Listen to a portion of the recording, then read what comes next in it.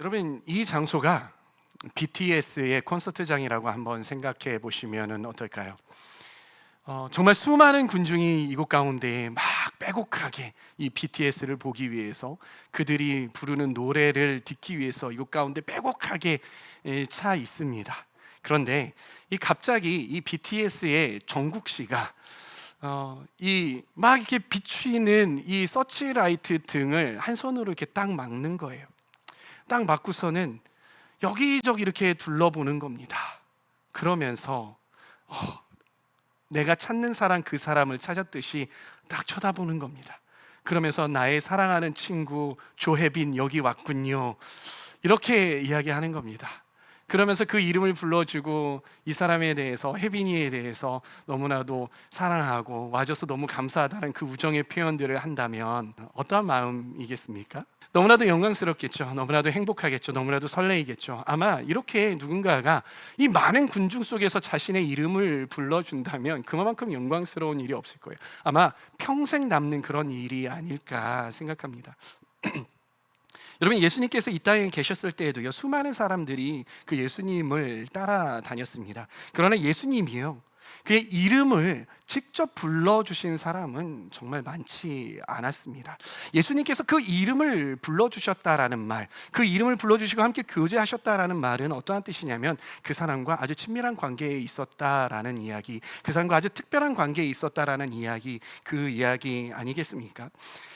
언젠가 예수님께서 이 땅 가운데에 다시 재림해서 오실 것입니다. 구름을 타고 오시겠죠. 그리고 정말 수많은 사람들이 그 오시는 예수님을 맞이하기 위해서 온 열방이 그 예수님 오시는 곳에 함께 나아가 예수님 오심을 찬양하며 나아갈 겁니다. 근데 그때 그 예수님께서 정말 만국 백성들이 이렇게 다 모여 있는데 그 가운데에서 누군가의, 여러분 중에 누군가의 이름을 불러주신다면 얼마나 행복할까요?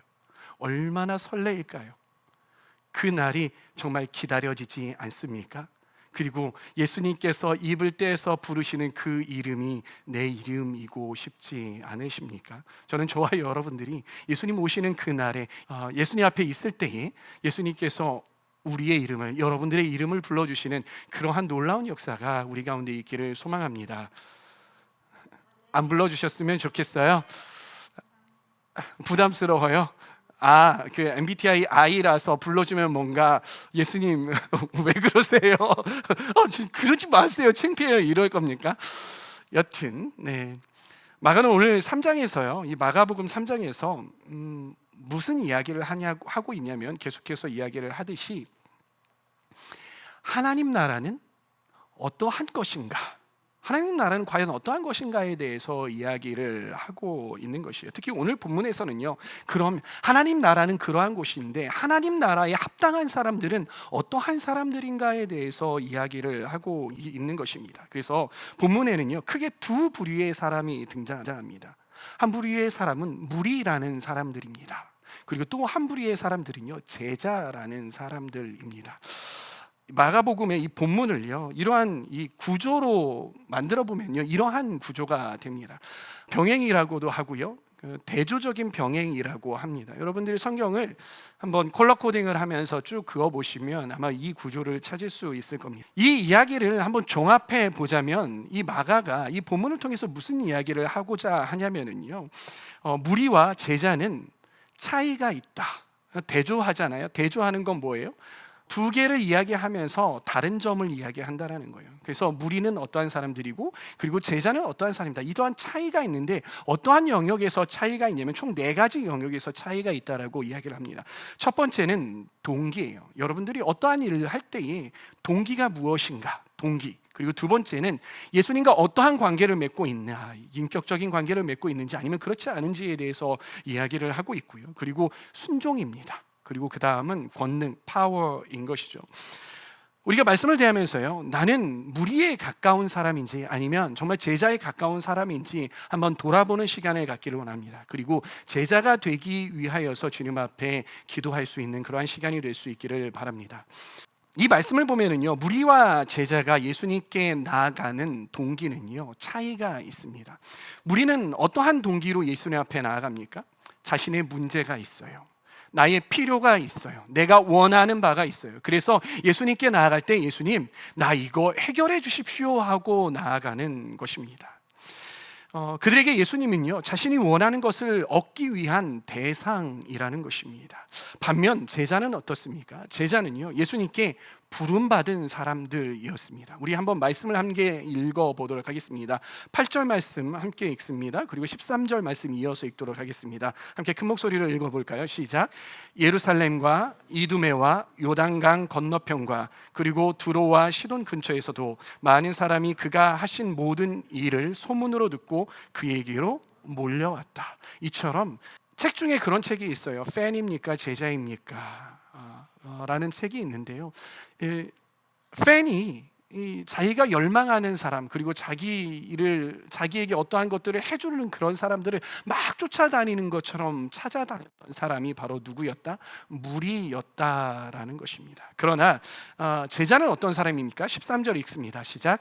예수께서 산에 올라가셔서 원하시는 사람들을 부르시니 그들이 예수께로 나왔다. 제자들이 예수님을 따르는 이유는 무엇입니까? 그들이 예수님께 무언가를 얻기 위해서 나오는 것입니까? 아니에요. 왜 예수님 앞에 나옵니까? 예수님께서 그들을 부르셨기 때문이에요. 아무개야 나를 따라오너라라고 그렇게 부르셨기 때문에 그 부르심에 응답하여서 나아갔던 것이 바로 제자였다라는 것입니다. 제자는 개인의 필요나 욕구 충족이 개인의 필요나 그런 욕구 충족하는 것이 그들의 목적이 아니었어요. 그들의 동기가 아니었어요. 오직 주님의 말씀과 부르심에 따라 살기 위하여서 주님을 따라 나섰다라는 것이에요. 오늘날에도요, 많은 신앙인들이 신앙생활을 하면서 예수님을 따라간다라고 이야기를 합니다. 그런데요, 이 교회에 나오는 모든 사람들이 모두 다 제자일까요? 아니요. 정말 죄송하지만은 저는 이 가운데에서도 모두 다 예수님의 제자였으면 좋겠습니다. 그러나 이 가운데도 누군가는 제자의 삶을 살고 또 누군가는 무리의 삶을 사는 사람들이 분명히 있다라는 것입니다. 예배에 참석하고 교회 생활을 하는 것처럼 보이지만, 기도 열심히 하고 부르짖는 것처럼 보이지만, 실제로는 하나님께 원하는 것을 내가 얻어내기 위해서 이 자리에 나오시는 분, 혹시 그런 분들 계시지 않습니까? 그러나 말씀에 의하면은요, 건강한 신앙인은 어떠한 사람입니까? 기적을 쫓는 사람이 아닙니다. 건강한 신앙인은 말씀에 이끌려 살아가는 사람, 참된 제자는 오직 주님의 말씀과 그분의 부르심을 따라가는 사람. 그 길이 비록 험하고 어렵고 핍박이 예정된 길일지라도 그 길을 주님의 부르심에 따라 응답하고 나아가는 사람, 바로 이 사람이 진정한 제자라는 것입니다. 그리고 예수님은 제자를 부르셨다라는 것이에요. 그리고 제자들과 함께 살아가신다라는 것입니다. 저는 저와 여러분들이 우리의 동기가 제자의 동기가 되기를 소망합니다. 두 번째는 어떠한 차이가 있냐면 인격적인 관계에 대한 차이가 있습니다. 무리와 제자는요, 예수님과의 관계에서 큰 차이를 보입니다. 무리에게는요, 예수님과의 인격적인 교제가 없습니다. 이들은 자기의 필요나 원함이 채워지면 어떻습니까? 다시 내가 원하는 삶으로 다 회귀하게 되는 것입니다. 제가 목회를 하다 보니까 이런 분들이 있어요. 평소에는 교회를 안 다니세요. 평소에는 신앙생활 안 해요. 기도하지 않아요. 그런데 자기가 어떠한 사업을 하기 시작을 합니다. 자기가 어떠한 학교에 들어가려고, 직장에 들어가려고 자기의 원함이 생기는 것입니다. 그럴 때 어떻게 합니까? 내가 이거 하나님 앞에 도와달라고 해야겠다 하고 도움을 요청하기 위해서 교회를 등록합니다. 그리고 교회에 등록을 해서 내가 사업을 하기 때문에, 영업을 해야 되기 때문에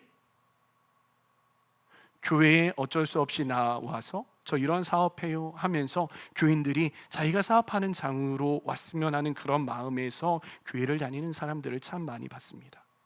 그리고 나의 필요, 나의 어려움, 나의 이러한 환난들을 해결받기 위해서 교회에 나오는 사람들. 그런데요, 참 이상하게도요, 하나님께서는 그런 사람들의 필요를 들어주신다라는 것을 보았어요. 하나님께서 어려운 사람들의 그 어려움을 풀어주시더라고요. 그리고 사업을 시작할 때 그 사람의 사업이 잘 되도록 하나님이 축복해 주시더라고요. 그리고 몸이 아팠을 때에 생전 교회 안 다니다가 교회 나와가지고 주님 앞에 부르짖었더니 몸이 낫고 건강해지는 것들을 봅니다. 저는 그때 깨닫죠. 와, 하나님 정말 놀라우신 분이시구나. 그런데 문제는 그 다음에 있습니다. 그렇게 자신의 필요가 다 충족이 되면 그들이 과연 하나님과 예수님과 인격적인 교제를 맺고 계속해서 그 신앙을 이어가느냐? 물론 그런 사람들도 더러 있지만은 많은 사람들이 다시 예수님을 떠나는 것을 정말 많이 봐왔습니다. 이때의 무리들도 예수님을 향해 그러했다라는 거예요. 예수님께서 10명을 고쳐주시지만 모두 다가 와서 예수님께 감사 표현을 했던 것은 아니었어요. 그래서 예수님께서는 이 무리를 어떻게 대하셨냐? 때로는 몰려오시는 그 무리를 가르치시고 그들을 치유하셨지만, 그러나 때로는 예수님이 어떻게 하셨냐면 그들을 피하시는 장면이 나옵니다. 우리 한번 말씀을 보도록 하겠습니다. 9절 말씀 함께 큰 목소리로 읽어보도록 하겠습니다. 시작. 예수께서는 무리가 자기에게 밀려드는 혼잡을 피하시려고 제자들에게 분부하여 작은 배 한 척을 마련하게 하셨다. 예수님께서 갈릴리 바닷가에 지나가시는데 무리가 너무 많이 밀려드니까 그 인파에 갇힐 수밖에 없기 때문에, 자신에게 손대려고 하는 사람들이 너무나도 많기 때문에 배를 타고 갈릴리 바닷가로 피하셨다라는 구절이 나온다라는 거예요. 그런데 제자들은 반면에 어떻게 대하시는지 한번 보도록 하겠습니다. 14절 말씀 함께 큰 목소리로 읽습니다. 예수께서 12를 세우시고 그들을 또한 사도라고 이름하셨다. 이것은 예수께서 그들을 자기와 함께 있게 하시고 또 그들을 내보내어서 말씀을 전파하게 하시며.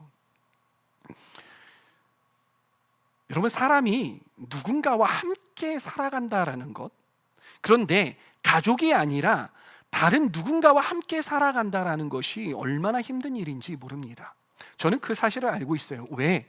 저는요, 고등학교 때부터 계속해서 공동체 생활을 해왔어요. 기숙사 공동체 생활을 하고 신앙 공동체 생활을 하고 군대 공동체 생활을 하고 그러면서 또 선교단체 공동체 생활을 하고 그러한 공동체 생활을 계속해왔어요. 근데 이게 쉬울까요? 아니요. 정말 쉽지 않더라고요. 근데 저를 가르쳐 주신 저희 은사 목사님은요, 어떻게 하셨냐면요, 제가 제자여서요, 목사님의 사택에 저를 6개월 동안 살게 집을 내어주셨어요. 지금에 와서 제가 저를 가르쳐 주신 그 목사님을 닮기 위해서 그렇게 해보려고 마음을 먹잖아요. 걸리는 게 여간 많은 게 아니에요. 이게 쉽냐? 절대 쉬운 게 아니라는 거예요. 너무나도 어려워요. 더군다나 예수님께서는 어떠셨습니까? 밀려드는 인파가 적었습니까? 많았습니까? 너무나도 많았어요. 그들을 피하시려고 배를 타고 갈릴리 바닷가로 나가실 정도로 그렇게 사람의, 어떻게 표현하면 치일 대로 치일 수밖에 없었던 상황이 이 예수님의 상황이었던 것이죠. 예수님께서는 어떻게 하십니까? 어떻게 보면 요즘 시대에 사람들이 너무 많이 몰려들어서 대인기피증에 걸릴 정도로 그렇게 사람들이 몰려들었을 수 있잖아요. 그런데 예수님께서 어떻게 하셨냐면 자기가 뽑으신 제자들을 자기와 함께 하시려고 사셨단 말이에요. 사셨다고요. 예수님의 제자들은요, 예수님과 깊은 인격적인 교제를 하며 예수님과 함께 사는 삶, 그 자체를 목표로 삼고 예수님을 따라다녔다라는 거예요. 제자는 항상 예수님과 함께 대화하며 예수님의 마음을 알고 예수님과 함께 웃고 또 예수님과 함께 울고 하는, 정말 예수님께서 무엇을 원하시는지, 정말 예수님의 그 깊은 성품과 성품 맞대며 그렇게 사는 인격적인 삶을 추구했던 것이 바로 제자들의 삶이었다라는 것입니다. 설령 자신의 뜻이나 바람에 충족되지 않을지라도 그렇게 예수님과 인격적인 관계를 가지고 있었던 것이 바로 제자였다라는 것입니다. 어떻게 다릅니까? 무리는 인격적인 관계를 갖지 않습니다. 그러나 제자는 예수님과 인격적인 관계를 가졌던 것이죠. 세 번째는 순종에 있습니다. 제가 어느 날 유튜브에서 제가 기타를 좋아한다는 사실을 여러분들 모두 다 알고 계시니까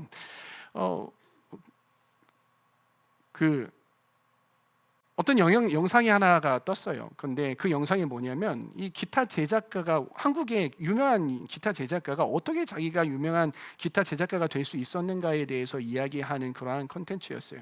근데 외국의 아주 유명한 이 기타 제작가한테 찾아가서 자기가 기타를 배우고 싶습니다. 기타 만드는 것을 배우고 싶습니다라고 이야기를 했더니 이 기타 제작가가 유명한 기타 제작가가 뭐라고 이야기를 했냐면 세 가지의 조건을 달았다고 해요. 첫 번째 조건은 무엇이냐면요.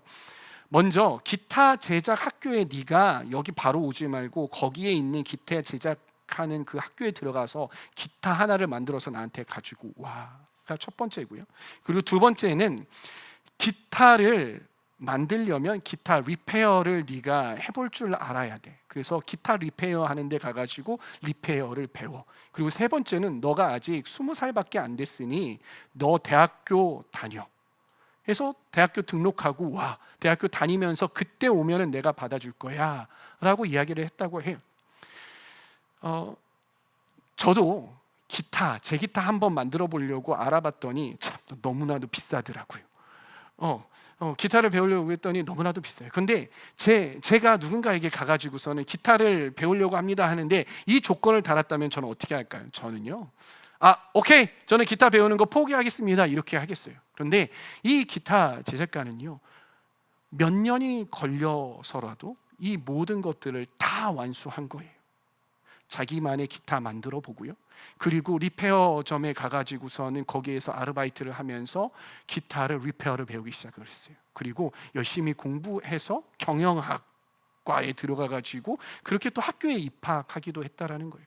그러고 나니까 이 사람이 그 유명한 기타 제작가가 이 사람을 받아주는 거예요. 그래, 너 그럴 만한 자격이 있어라고 받아주었던 것이에요. 그가 제자가 될 수 있었던 핵심이 무엇입니까? 그것은 바로 그 제작자의 말을 신뢰하고 그대로 순종했던 것 아니겠습니까? 예수님께서도요, 그 당시에 율법에 능통한 그러한 제자들을 뽑고 싶었지 않겠습니까? 예를 들면 바리새파 사람들, 이 사람들 율법에 대해서 능통했잖아요.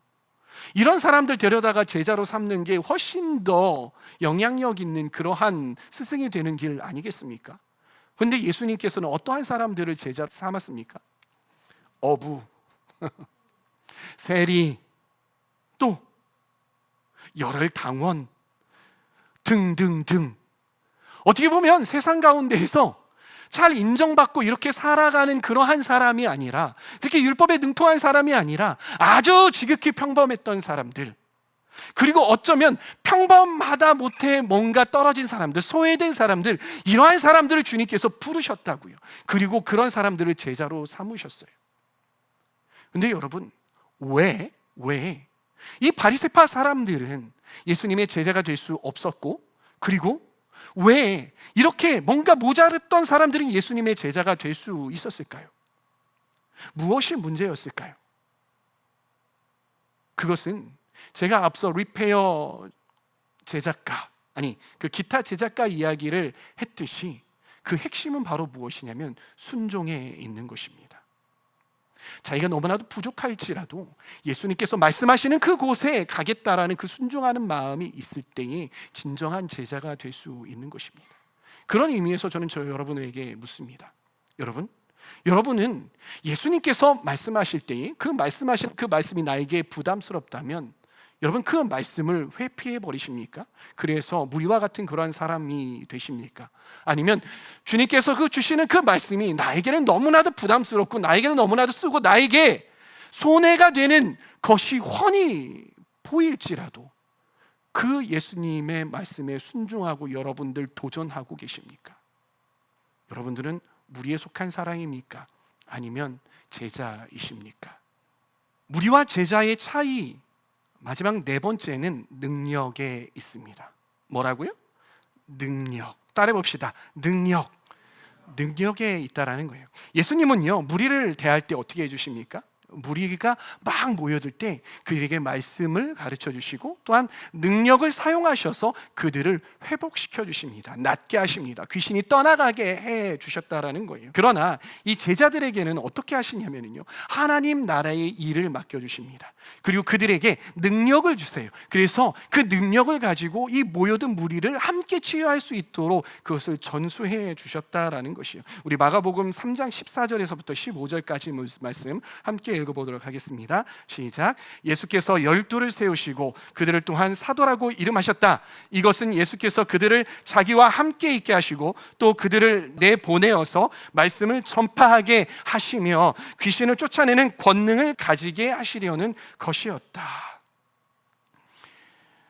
무리는요, 예수님의 그 권능을 경험할 수는 있었지만은요, 그 권능을 사용할 수는 없었습니다. 그러나 제자는 그 권능을 경험했을 뿐만이 아니라 그 권능을 전수받아서 그 권능을 사용하여 예수님과 같이 세상을 치유하며 나아갈 수 있는 그러한 권능이 주어졌다라는 것입니다. 혹시 삶 속에서 나는 왜 내 삶 안에서 기적이 일어나지 않지? 내 삶 속에서 왜 하나님의 권능을 나는 사용할 수 없지? 나는 세상 가운데에 나아가서 왜 빛과 소금의 역할을 감당하는 그러한 능력 있는 크리스천이 될 수 없지라고 고민하고 계십니까? 그렇다면 여러분들 이걸 한번 고민해 보시기를 바랍니다. 우리가 진정한 제자로서의 삶, 정말 나는 순종하고 있는가? 정말 나는 인격적인 교제를 주님과 함께 하고 있는가? 돌아본다면, 내가 그렇지 못하면, 그래서 내가 무리의 삶을 살고 있다면, 그렇다면 우리의 삶 가운데 능력이 없게 되는 것이죠. 그렇다면 반대로 여러분은 우리가 진정한 제자로서 능력 있는 삶을 살기 위해서는 우리는 제자의 삶을 살아야 한다는 사실을 알 수 있는 것이죠. 여러분, 무리에 속한 사람으로 남는 것으로는요, 하나님 나라에 합한 그러한 사람이 될 수 없다라는 사실 여러분들 알고 있지 않습니까? 진정한 예수 그리스도의 제자로 변화되는 사람만이 하나님 나라를 소유할 수 있다라고 오늘 말씀에서는 말하고 있는 것입니다. 그러나 여러분, 실망하지 마십시오. 모든 사람이 다 처음부터 제자의 길을 선택해서 그 길을 바로 시작하는 사람은 정말 많지 않습니다. 다 무리에 속해 있던 사람이 예수님의 부름을 받아서 그 무리에서 제자로서의 삶을 살아가는 사람, 그렇게 변화되는 사람이 많다라는 것. 니고데모는 어땠습니까? 니고데모는요, 처음에 밤에 몰래 예수님을 찾아갔지만 결국에는 예수님을 위해서 모든 것을 다해 걸고 주님 앞에 나아갔습니다. 그리고 삭개오는 어땠습니까? 삭개오는 군중 속에 있었습니다. 군중 속에서 예수님을 보기 위해서 뽕나무 위로 올라갔습니다. 그러나 그 삭개오는 진정으로 예수님을 만났고 그의 삶이 변화되었습니다. 또 예수님의 동생 야고보는 어땠습니까? 이 야고보는요, 이 예수님의 어머니와 그리고 형제들과 함께 돌아다니면서 예수님께서 기적을 일으키실 때에 예수님 저렇게 하지 못하게 하기 위해서 말리러 예수님을 쫓아다녔다고요. 그런데 나중에 그 야고보가 부활하신 예수님을 경험하고 난 다음에 어떻게 되었습니까? 그 야고보는요, 이 예루살렘 교회의 기둥이 되었어요. 그래서 전도하며 이 교회를 세워나가고 유지하게 나아가는 그런 놀라운 야고보가 되었던 것입니다. 여러분들 중에서도 아직 교회라는 군중 속에서 예배와 봉사를 하면서도 진정한 변화 없이 지내는 사람이 있을 수 있습니다. 그러나 주님은 여러분이 더 이상 무리로 머물러 있기를 원치 않으신다라는 사실을 기억하시기를 바랍니다. 주님은 여러분과의 깊은 관계를 원하십니다. 여러분 인생의 목적이 완전히 변화되기를 바라십니다. 그래서 여러분이 능력 있는 제자의 삶을 살기를 원하십니다. 여러분, 우리는 어떻게 그렇게 될 수 있습니까? 그러기 위해서는요, 우리는 우리의 형식적인 종교 생활을 깨뜨려야 합니다. 스스로에게 진지하게 질문해 보시길 바랍니다. 나는 정말 예수님과 진정한 인격적인 대화를 하고 있는가? 나는 진정으로 예수님께서 무엇을 말씀하시든 순종하고 있는가? 나는 그분과 매일매일 대화하고 그분의 말씀을 따라 살고 있는가? 동행하고 있는가?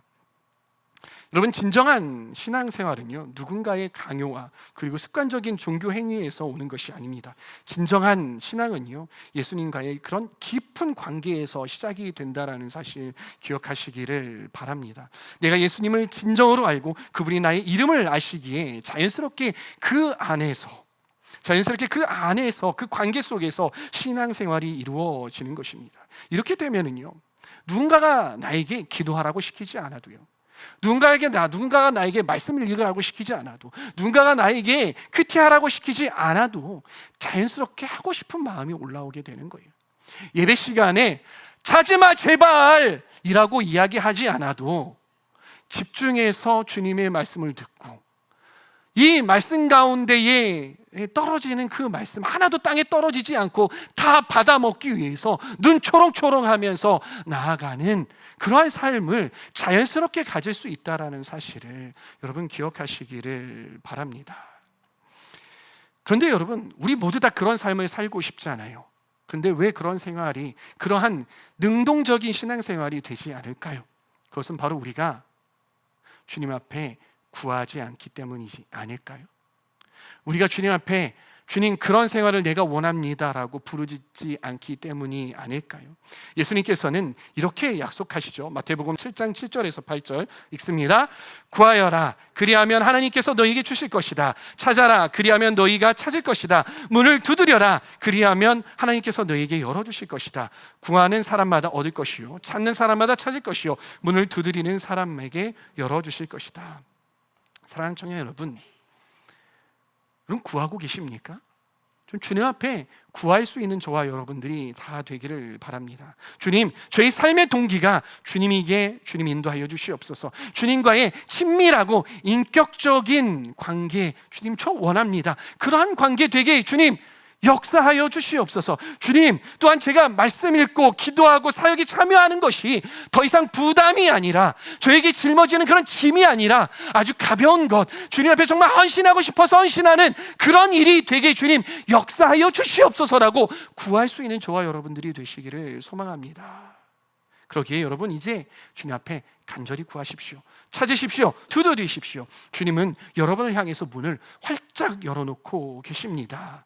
여러분이 무리의 삶을 떠나 참된 제자로 살아갈 때 여러분의 삶은 이전과는 완전히 달라질 것입니다. 오늘부터 여러분들의 이름이 주님과 함께 기억되는 진정한 제자의 삶을 살게 되기를 간절히 축복합니다. 여러분, 말씀 말미에 이런 여기 익명의 무리 속에서 예수님께 기억된 이름이 있습니다. 어떠한 사람이 예수님께 기억이 되었는지 함께 이름을 불러보았으면 좋겠습니다. 읽습니다. 예수께서 12를 임명하셨는데 그들은 베드로라는 이름을 덧붙여 주신 시몬과 천둥의 아들을 뜻하는 보아너게라는 이름을 붙여주신 세베대의 아들들인 야고보와 그의 동생 요한과 안드레와 빌립과 바돌로메와 마테와 도마와 알페오의 아들 야고보와 다데오와 열혈당원 시몬과 예수를 넘겨준 가룟 유다이다. 저는 저와 여러분들이 예수님의 제자들처럼 예수님께서 이 땅 가운데에 다시 오실 때에 그 이름이 수많은 무리 중에 기억된 사람들이 되기를 바랍니다. 그래서 주님께서 오실 때 여러분들의 이름을 불러주실 수 있는 그러한 사람이 되기를 소망합니다. 아멘.